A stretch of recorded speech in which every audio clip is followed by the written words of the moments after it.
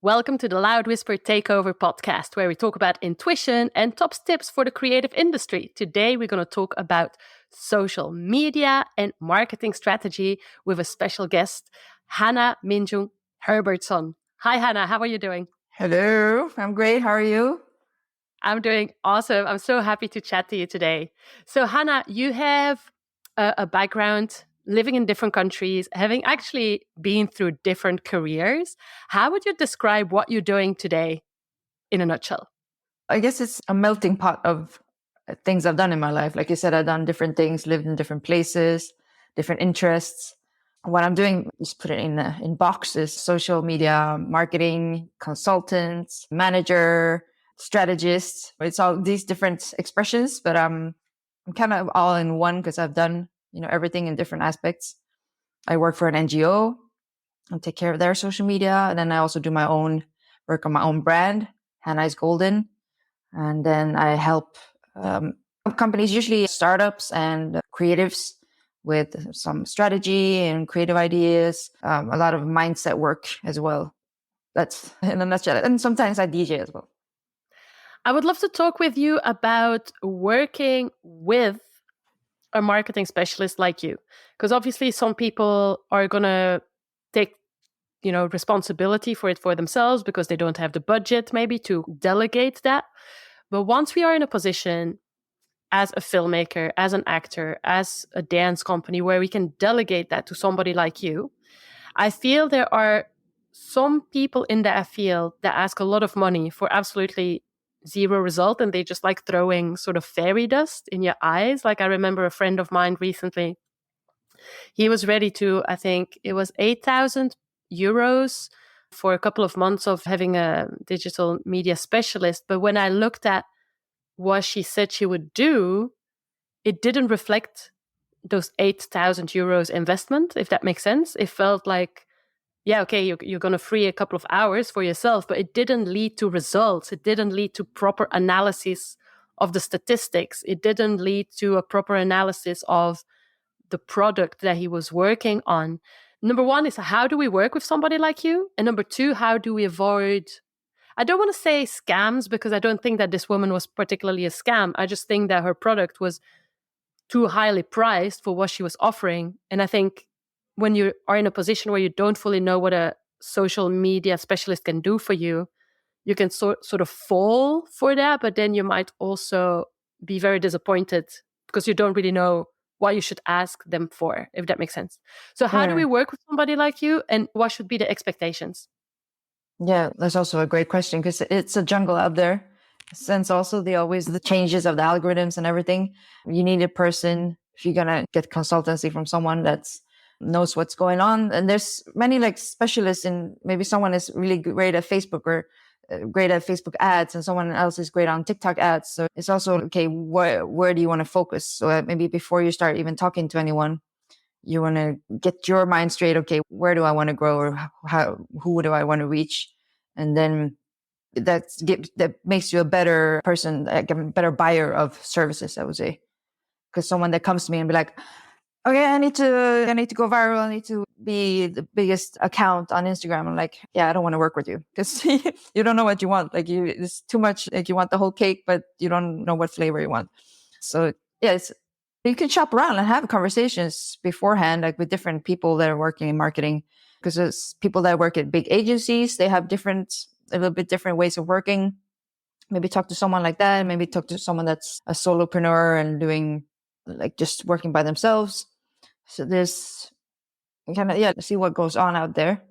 And for me personally, I like to teach people, like as a dance teacher, like I like to teach people how to do it themselves so they can be confident posting themselves and learning. And then maybe like when if they like bigger budget comes in, then they can hire people, and then they already gonna know this is how it worked when I was posting, and then they can direct the person that they hire to do this work better.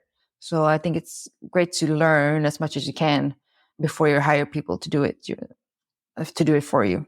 So it can be a combination, like both of my mindset work and like maybe working on people, like their confidence, getting their confidence up, or digging, okay, what's actually you think there's some qualities you have, but maybe you don't think about it yet. So that's like how I work with them. I'm like, all right, what about this aspect of your life? That can be really interesting to people. They're like, really? I'm like, yeah, try it. And then a combination of teaching them like how to edit videos or how to post, etc. I love what you said. Try to become a better buyer of services. That is so important, becoming a better buyer of services, knowing what we want, not hesitating to shop around, and have some sort of basic skills so that you can basically interview the people you're going to work with. Exactly. So from what I understand is if we wanted to work with somebody like you, is number one is know which platform we would want to make grow, because different people have different specializations. So don't expect somebody that is a social media specialist to know all the platforms. They might have a specialty. Are there any other questions that we should ask them? If you say shop around, what sort of questions should we ask them? That ask them what are their strengths and what are their weaknesses. And if they don't admit that they have any weaknesses, then they're probably not good, because everyone needs to know, okay, this is my specialty. This is what I'm really good at. And then admit, okay, I admit that I'm not the greatest at paid ads. Like I can do basic stuff, but I'm not like paid ads specialist. So that I'm going to delegate to someone else. For example, that maybe ask them for case studies, like things they've done in the past, examples. If they're just starting out, then maybe you can have a trial period, for 3 months, for example.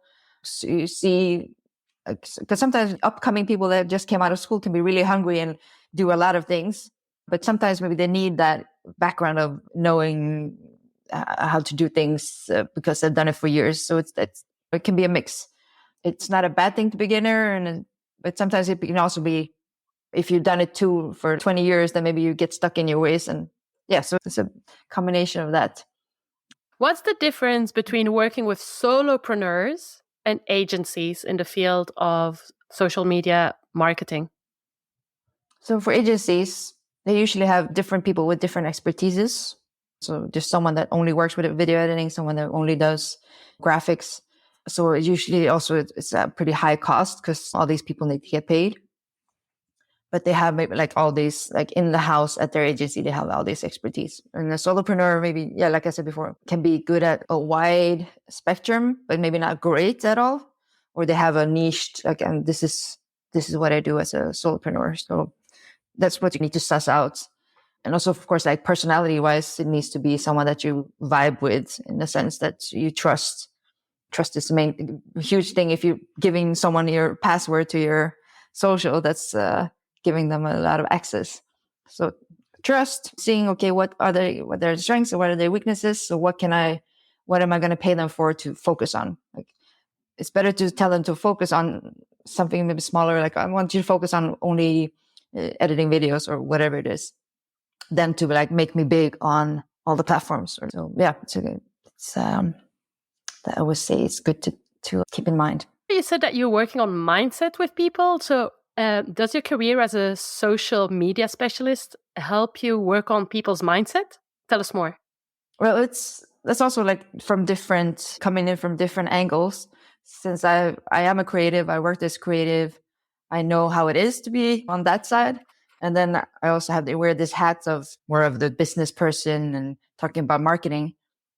And I noticed through my own experience as well, that it's so much about mindset. It's so much about getting to know yourself to be able to reach out as well to the masses, if you want to say, or to your target audiences. So I try to help artists with, getting over these mental bumps, we can call them, because a lot of times that's the biggest hurdle. Like, people want to blame the algorithms, but usually it's your own, like the voices in your head and maybe the expectations of yourself that stops you from reaching the next level. So it's a lot about mindset, a combination of knowing the know-hows, the technical stuff of editing videos, etc. So yeah, I come from two different places in that sense. So you have a background as a DJ. You've also worked alongside singers and artists as well. And obviously you have been and are still a dancer, especially in the world of hip hop and dancehall. So you said people often blame the algorithms. So what are other sort of mindset challenges that people need to get over? Can you clarify a little bit? Is it the type of content that they need to create? Is it doubting the content? Is it being scared to go viral or being scared to be vulnerable on social media? What are the challenges they have to overcome? A keyword, vulnerability, because people, they want to come out and be perfect with whatever you're doing.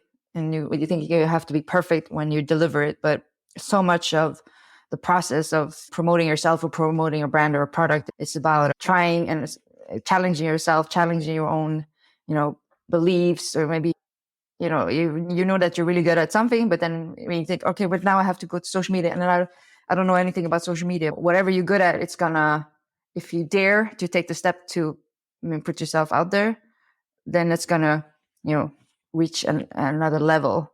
So it's a combination of working with your own development and your own mindset. The main challenge, I would say, is vulnerability and putting yourself out there and maybe looking stupid. Like I always told my dance students in the beginning, don't expect you to be a perfect dancer. That's why you come into class, to have fun and look stupid in the beginning. And the same thing goes for social media. You're not going to be a professional, perfect social media person right away. It's a learning curve. So put yourself in the beginner's mindset. Maybe you're a professional or you're expert in one area, and that's great. And you're going to help people with that. But maybe when it comes to putting yourself on social media, that's when you need to go back to, okay, I'm a beginner at this. Be humble, be vulnerable. And then with each content you post, you're going to learn. So how can people create, let's say, vulnerable content without exposing, obviously, their deepest self that they're not ready to expose? But how can we create vulnerable content that is more than just factual, right? If I'm working on a short film, instead of saying, hey, here is a short film, how can I add that little personal touch that still has vulnerability? Can you give us an example of maybe somebody that you've coached or something that you've done yourself on social media that has worked? Everything that lets people in on something that you are willing to show of your personal life or your personal story. That's always something, because people connect with people, don't connect with someone that's a robot that's going to just sell something. So for example, I'm working with an artist now. He's a singer, he's upcoming, and he was having these thoughts like, I don't want to show myself too much, or how much am I going to show? But, and he was testing things out. Like he wasn't too sure posting it, but he was testing things out, or what do I feel comfortable with? So he found certain aspects of his life, like him hanging out with some of his family members, just doing walking in the woods, him having fun with his musicians in the studio, trying out different sounds. So it can be,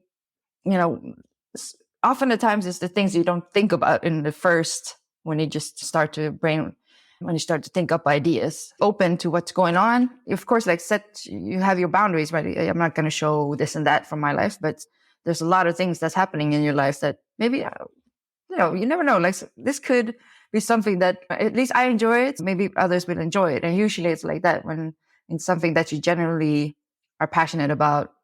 And it could be the nichest thing. That's what people connect with. So a combination of showing something of your personal story and something quirky, so to speak, or something that maybe you don't expect. Yeah, so what I'm really getting from what you're saying is it can be in the smallest little things that we share, like a walk in the woods, but basically it's about showing that we are a human being with a human life, and that we're not we're not a logo. Our face is not a logo. We are real human beings that are doing real human things. Exactly. I would love to talk about you as a dancer, because you were a dancer in New York. You had a long career in New York, and like every dancer, you were just like working really hard, and you had a career like every artist with up and downs. And then you're moving back to Sweden, you go into a new path, being a social media specialist, and you go viral. So can you talk about that journey, both what that meant to you as an artist and also what happened? How comes that you went viral, and how did you live that experience?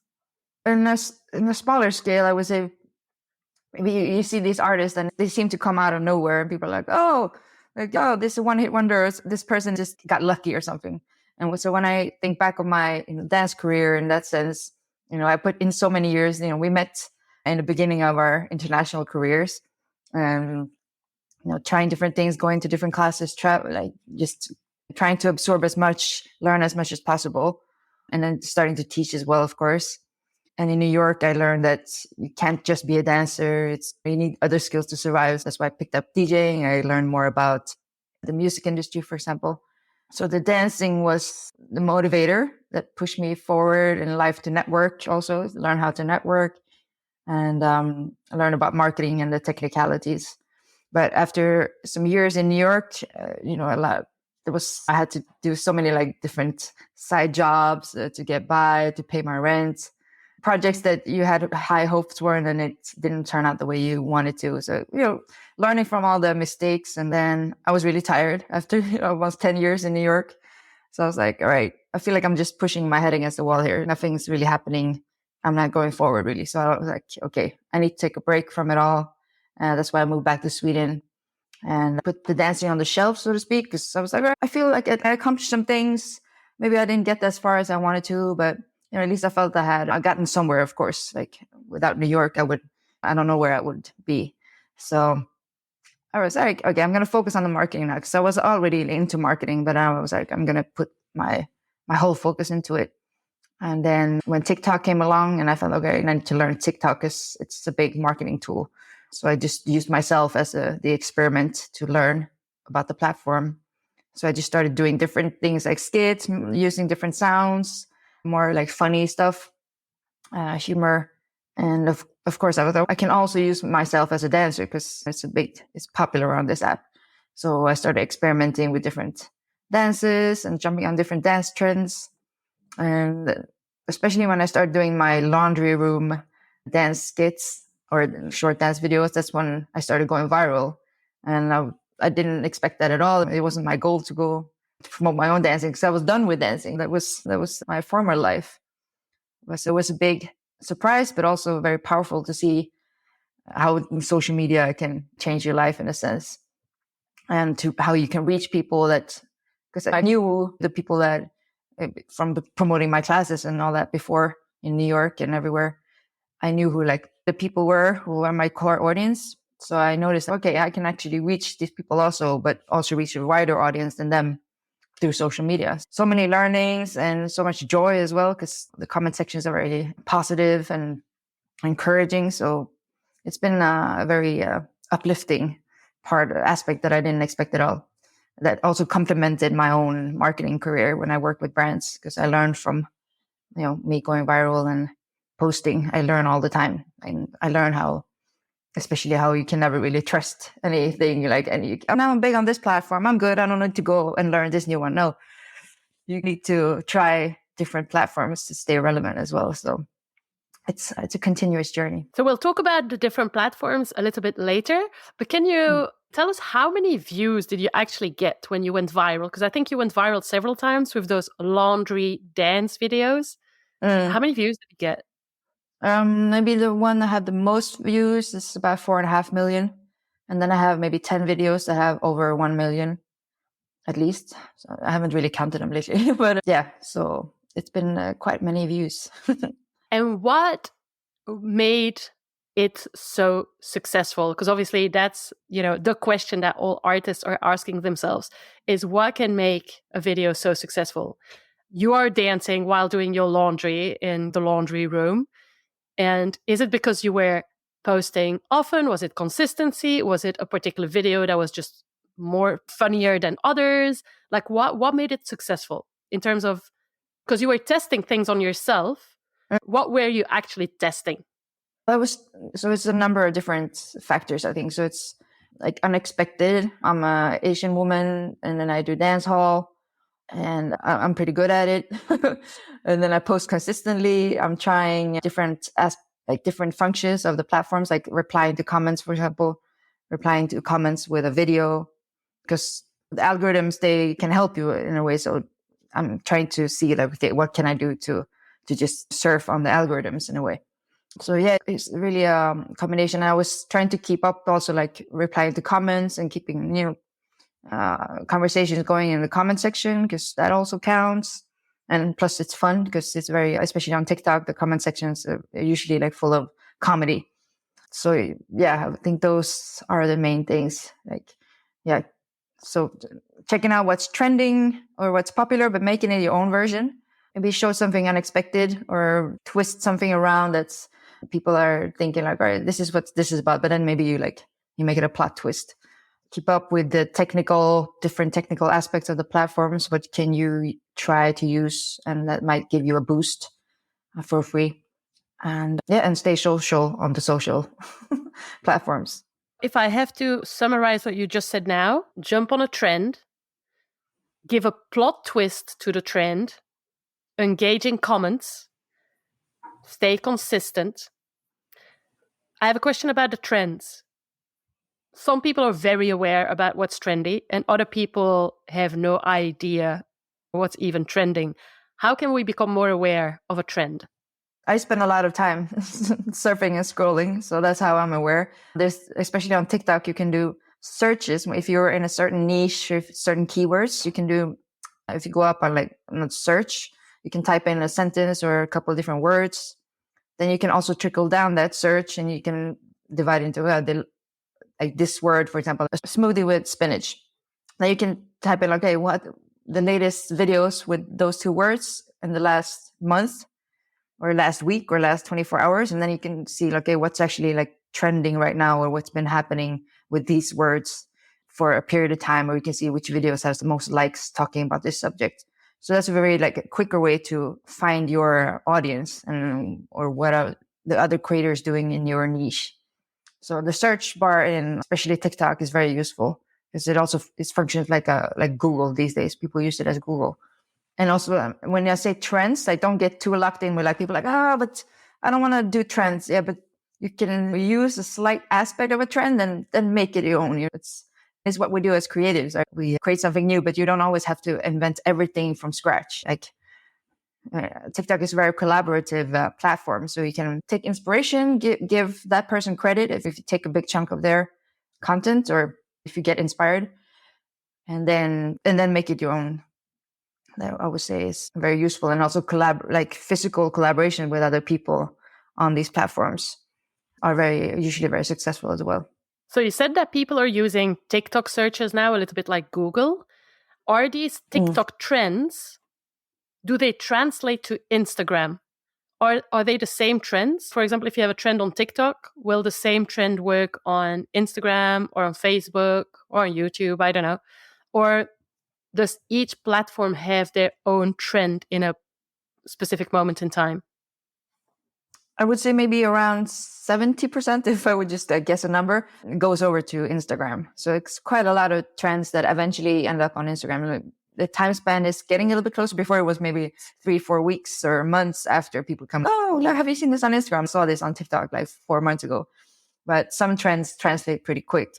So I would say that's why I encourage people to post what you're posting on TikTok. You might as well try to post it on Instagram as well, because people are moving faster these days. And when it comes to algorithms, how do they work? Apparently they change all the time as well. Is there anything that you can demystify for us in regards to algorithms? I'm not an algorithm maker. I'm always also trying to figure out what's happening. But basically you want to get too stuck in thinking you want to please the algorithm. You want to reach the target people. So if you think about that instead of thinking just algorithms, then eventually your content is going to find its way to your peoples. So if that's using what you're saying in your videos, what you're talking about, the subjects, if it's about you're into flowers, for example, you're painting flowers, you're writing books about flowers, different ways to find the people, with keywords, the words you put in your videos, the words you put under the caption text, different ways. If you interact with other people that are talking about the same thing, go into their comment sections. Don't go into the comment section and be like, hi, I'm also doing this and look at my page. Be generous. It's like meeting someone in real life. You don't want to be like, oh, hi. You don't hit them straight away with what you want to sell them. You want to, make friends, so to speak, or be sociable. And then people maybe, they want to go and check out your page. Or if you want to do collaboration with this person that's getting a lot of traction or talking about similar things. And it's the same thing like doing a podcast and you're interviewing another podcaster. It's like rings on the water. So same way there. So don't get too stuck just thinking algorithms, but thinking about, okay, how can I reach these people? And if this doesn't work, okay, try another way. Like maybe side from up or down. Yeah.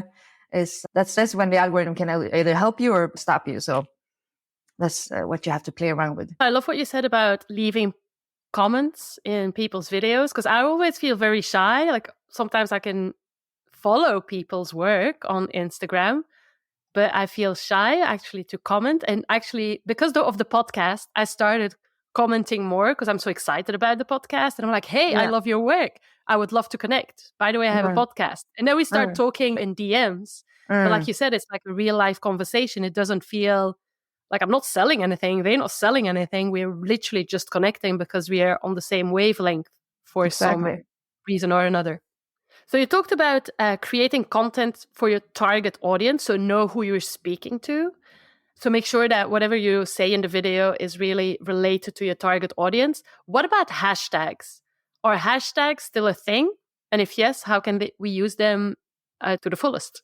The broad, wide hashtags, for example, if you use the word podcast, that's very wide, right? So maybe niche it down to the subject you're talking about today, or the niche of music that you're doing, but and also it goes up and down, like with the algorithms. Like sometimes hashtag matter, sometimes it doesn't. Sometimes when I don't use any hashtags, and also because of SEO, search engine optimization, maybe you don't even have to hashtag the word. You can use the word, and that works fine as well.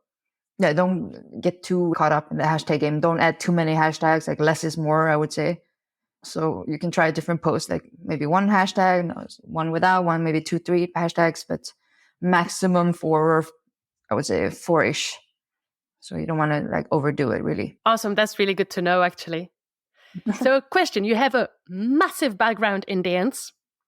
How do you think dance gave you the skills to become a better marketer and a better entrepreneur? Because obviously you're consulting now, you're giving one-to-one coaching and so forth. How did dance give you the mindset or the skills as a freelance entrepreneur in the world of marketing?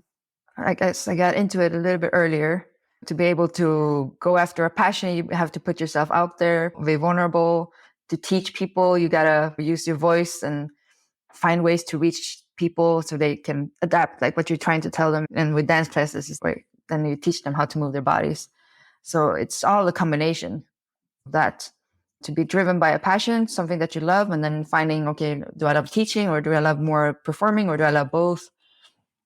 It's all a process of, okay, what do I want to do right now, or what do I want to focus on right now? Because it's through life, it will change.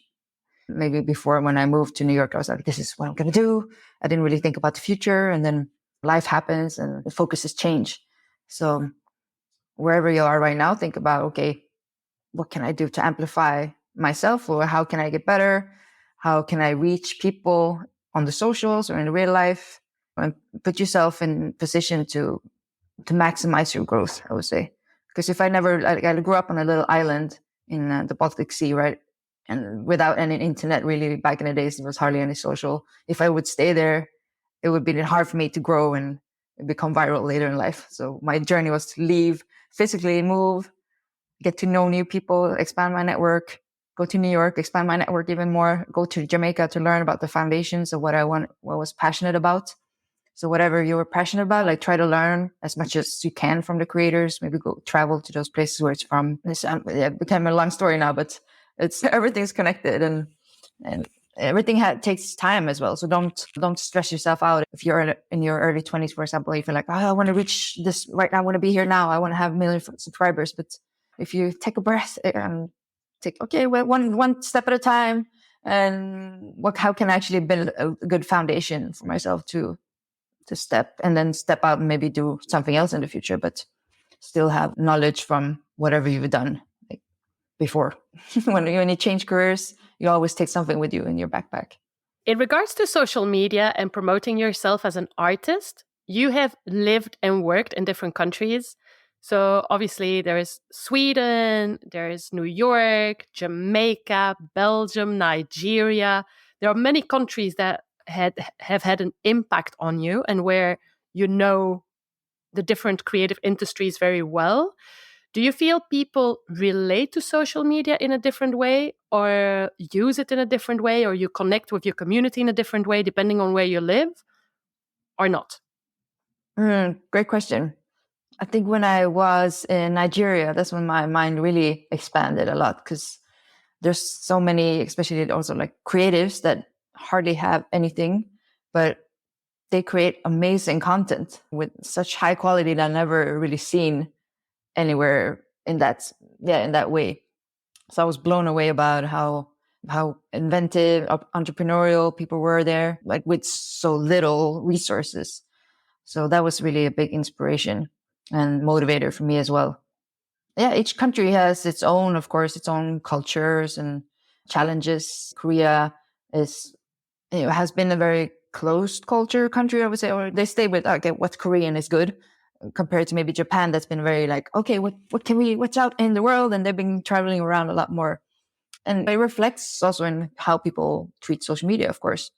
So yeah, learning from each trip, and from also, that's why I try to follow people from around the world as well. That's a good advice, I would say, to recommend to people, to follow the people in different geographies, but also in different niches, to see, okay, what are people doing? Because it's easy to get stuck in a bubble. So maybe I recommend also to have different accounts for yourself. Maybe one account that's more for exploring and seeing, like getting inspired from different cultures. And then maybe one account that's more of your business focus, I would say.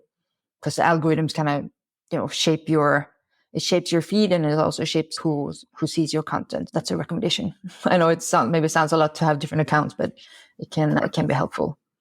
So, and also to not get stuck in your little bubble. I think that's great advice to have different accounts. I have different accounts because I have my nonprofit, I have Cindy the artist, and because obviously both accounts were created at a different period of my time. Actually, the algorithms are working differently, and I'm seeing different things on my feed. And you're right, Exactly. it starts shaping the way you see the world. And why not try and watch different things so that the algorithms open up doors and inspiration for you. I want to go back to the example that you give about Nigeria. You said that you were very impressed by the way they created content with very little resources. Can you give an example? How did they create with very little resources, and for what purpose?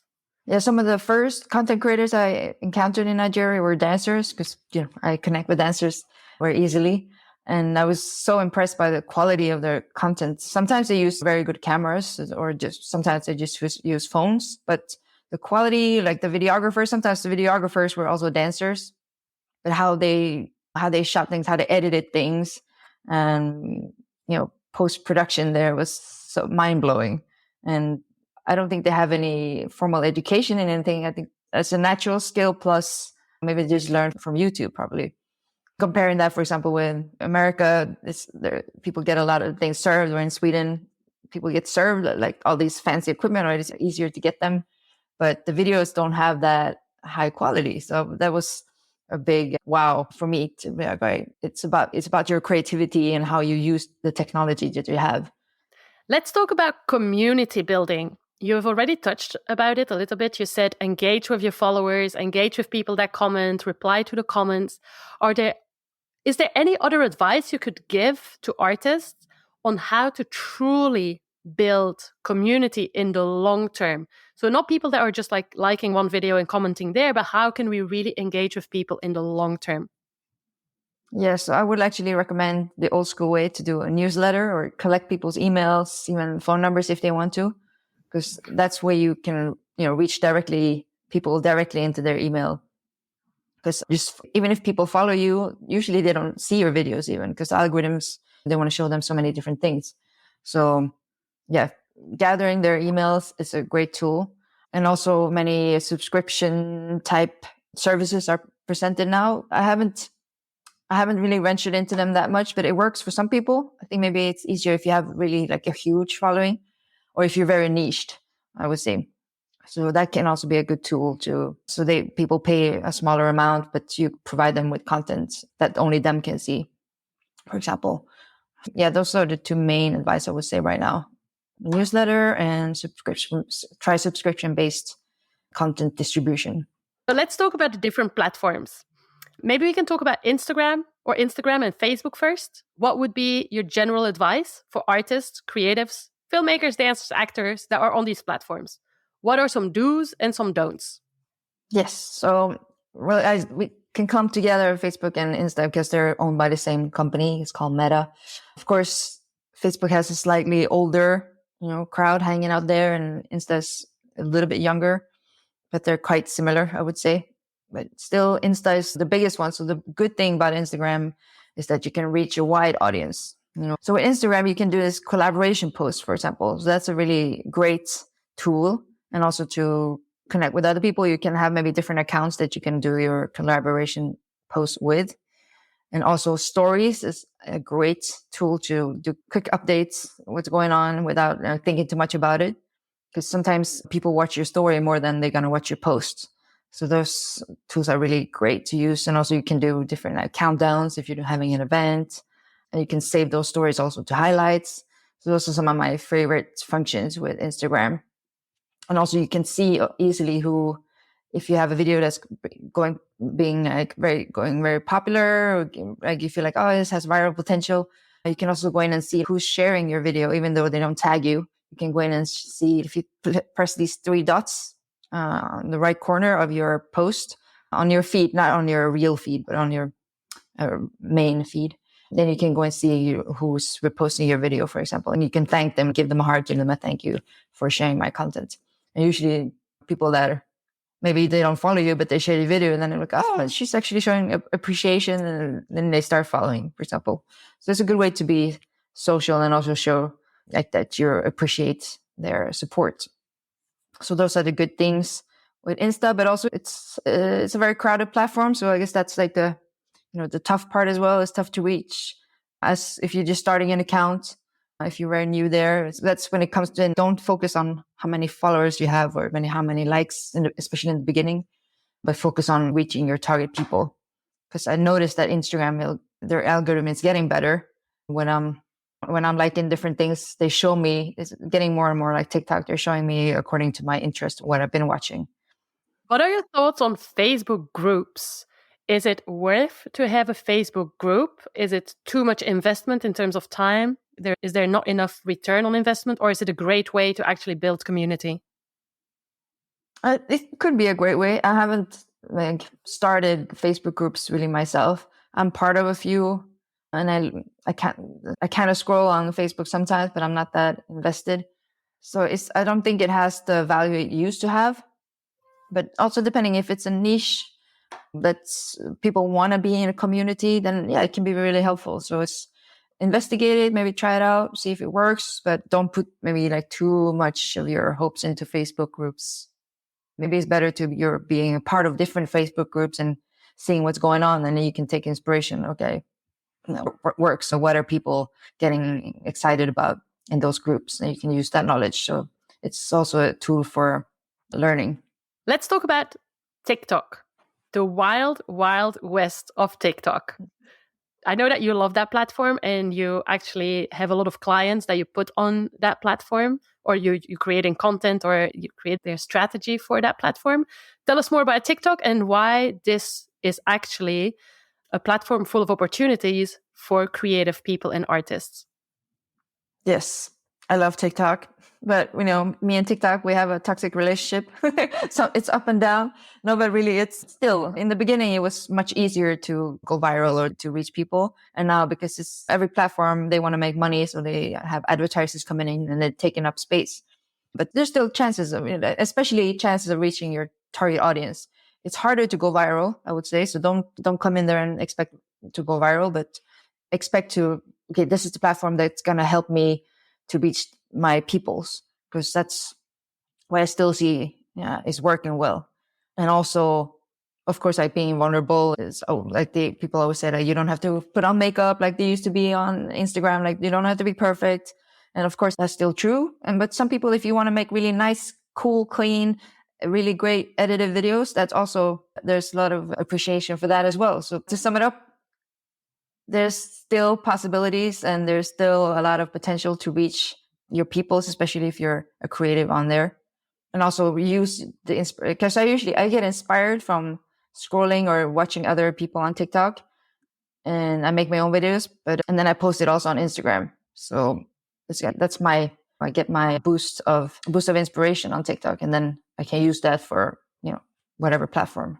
Would you say that on TikTok that people of all ages are on TikTok nowadays, or is it still for a much younger crowd? When it comes to content creators, there's all ages. And usually if you're a little bit older, for example, you can do very well just because you stick out and you're doing something that's considered, oh, how can this person do this when they're this age? Or if you're a younger age and you're doing something that maybe older people usually do, that something that sticks out. So I really highly encourage people that are not typical TikTokers, go on there, because you're going to find people that really appreciate that you're doing this. The audience is still slightly younger than I would say on Instagram and Facebook, especially. But there's so many also 30, 40, 50-year-olds that's just scrolling there as well. Like most people, probably 90% of people on TikTok don't post anything themselves. They just scroll and watch. So there's a lot of people on it. Maybe the people that are commenting and doing more active stuff are the younger people. So you're saying that we can post low production value videos on TikTok and people just love those videos without makeup and anything. We see a lot of, I would say, influencers on Instagram that produce beautiful pictures, beautifully edited videos. Like you can see that they put time and effort and sweat in the quality of what they're putting out there. And then some people are very raw, right? So what would you recommend to people that might not have all the technical skills to produce the best photos and the best videos? Would you say only go for perfect? Go with what you got? Go with the raw? Wait until you're ready and you can show something that's of higher quality? What would be your take on that? Of course, I'm going to say go with what you got. The most important thing is that you start to post, because you're going to learn with everything you do. And it's going to be a progress. Like we said, you're not going to be a professional superstar right away. Start with your old dingy phone or whatever it is. Maybe it's going to be shaky or whatever. But the most important thing is that you're starting to talk to your audience. And then down the line, maybe you want to take a class and learning more about editing, or you want to do coaching sessions with me or whoever can teach you a little bit more about the technicalities. I see many people that start off with the shaky, like low quality videos, but then they advance and then maybe they hire someone in the end to do it for them. But yeah, start with what you got. The most important thing is to start. I would also love to talk about a very personal story of yours that you have started to be very vocal about on social media. In your biography, you often refer to you being imported from South Korea to Sweden. Can you tell us more about what that means for you and why you decided also to share that on social media? Yeah. So because I grew up with a white mother, it's been hard. I can never deny or hide that I was adopted, but I have maybe not. I didn't really share it that much before. Maybe just small details here and there. But in my own personal journey, and when I started going to Korea, when my first trip back to Korea was in 2014, and I was already putting myself on social media with dancing. I was like, no, this is happening in my life, so I want to share it with people, and maybe it can also inspire people to search for their roots, whether they're adopted or not. So I started sharing bits and pieces, and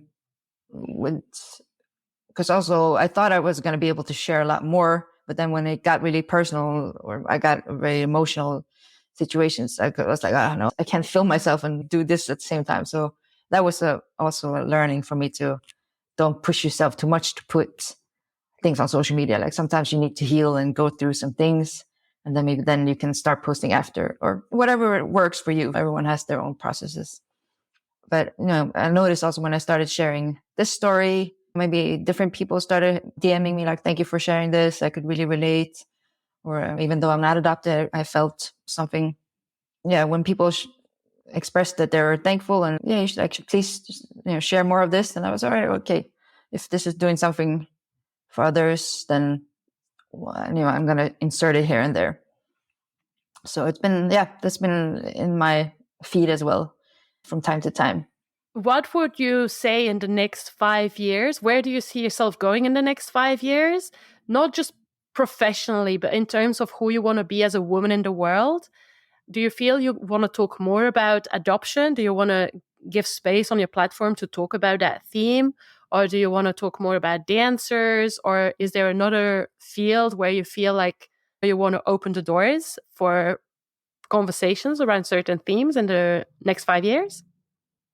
Good question, because as multi-hyphenates and multi-passionate people, there's so many different aspects you want to highlight at the same time. But I think I'm trusting the process here. Yeah. And especially when it comes to adoption, I maybe start a podcast and let other people talk, because I'm like an expert in my journey, but there's, when it comes to the whole industry or what's going on in politics, that I'm not an expert when it comes to that, and other people are way more knowledgeable. So maybe I want to give them a platform to speak in some type of way. And of course, like I want to be as a dancer as well. I want to continue to grow and learn. So we'll see how that will work out, combining it with my marketing career as well. It's not, I have a crystal clear path right now. I'm in my exploration phase, I would say. And I'm just excited for what the future will bring, because it will bring something golden. And I just don't know exactly what it is right now. But I'm just keep posting what I feel, comes naturally, and what challenges me, like how can I, push myself to do this, or how can I try to get into this area, and also collaborating with people and having conversations with people like you, and just being inspired what people are doing, and then seeing, okay, how can I apply this to my own journey?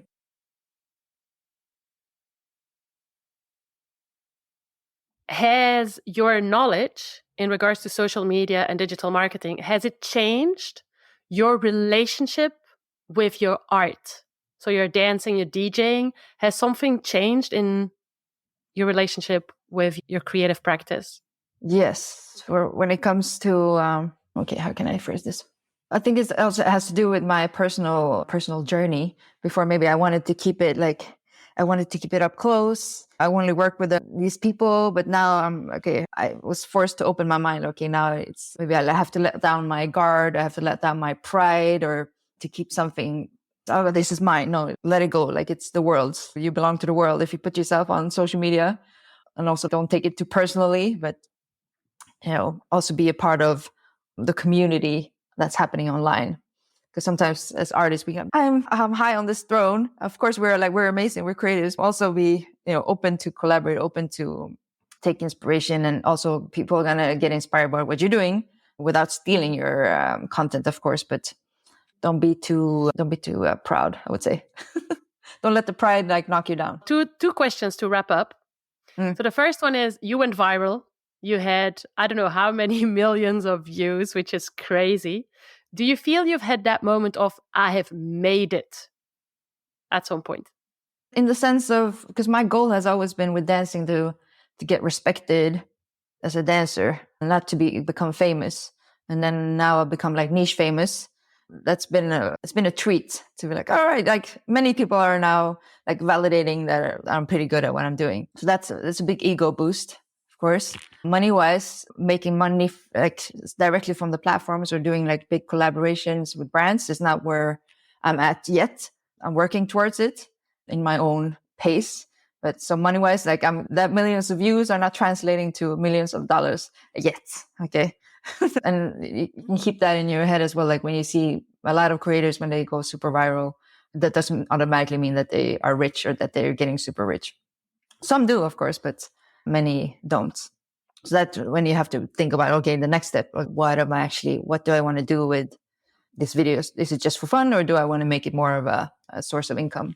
So number one, it's a choice. Do you want to make it a source of income or not? And number two, you'd need to figure out what the back end is of how you're going to translate eventually these views into paying customers, whether you have merch, like you have a brand now, like you selling some merch.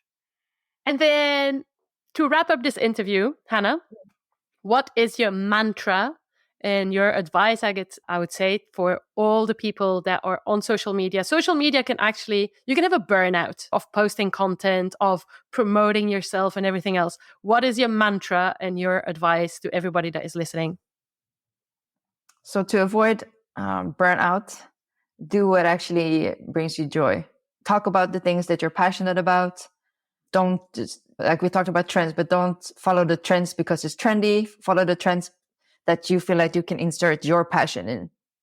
So that's how I get inspiration to to keep creating. Because whenever I feel like I'm starting to get signs of burnout, I'm like, all right, okay, I have to dial down, maybe post less to come back to, okay, what do I actually like doing? So every winter I go down into a darker hole. And I'm like, I don't have energy to post. But then at a certain point, I get my inspiration back, or I get it through scrolling to my feeds, or look at what other people are doing, or just doing meditation for myself. You take breaks, to go to and find your spark of joy. Where can people find you on social media, Hanna? Hanna is golden, is everywhere. Hanna without a H at the end, because I'm Swedish. All the platform, hannaisgolden.com is my merch shop. I'm going to expand that website as well. Yeah, Hanna is golden. Thank you so much for all the inspiration that you shared today, Hanna. And we will definitely keep in touch. And guys, don't forget to also check out her t-shirt shop. Yay. Thank you, Cindy. Thank you for everything you're doing.